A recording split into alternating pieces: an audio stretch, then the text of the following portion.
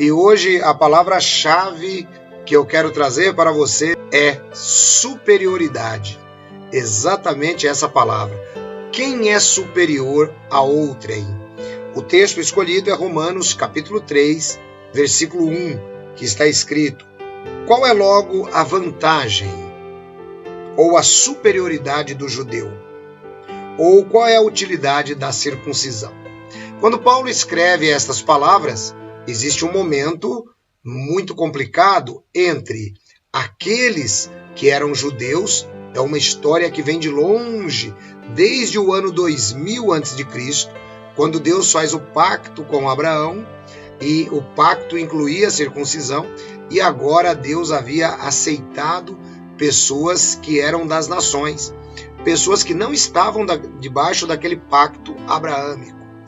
E os judeus, eles se vangloriavam por causa disso. Eles queriam achar na circuncisão uma maneira de se exaltarem sobre os gentios. Mas aí o apóstolo Paulo, que era judeu e era apóstolo dos gentios, ele traz essa palavra: mas espera aí, qual que é a vantagem da circuncisão? E qual é a superioridade?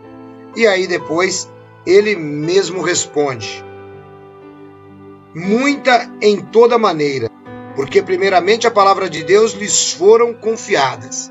Então note que Paulo ele diz: olha, agora aqui os judeus eles receberam a palavra de Deus, mas não era motivo para se exaltarem sobre outros.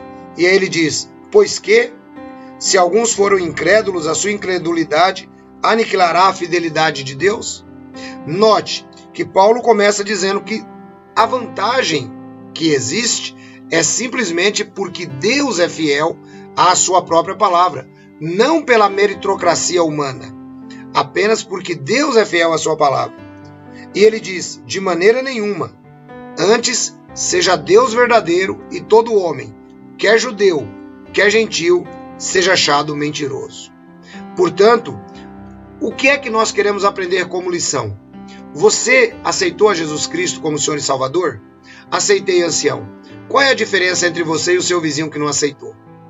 A única diferença que tem é que você já é alvo da graça de Cristo. Mas, como seres humanos, não existe ninguém superior um ao outro. Assim como Paulo disse, a única vantagem que você tem, você que está me ouvindo hoje, é que você já recebeu a graça de Deus na sua vida e aceitou Jesus Cristo como Senhor e Salvador. Uma vez que você fez isso, qual deve ser agora o seu ponto de vista para com o seu vizinho?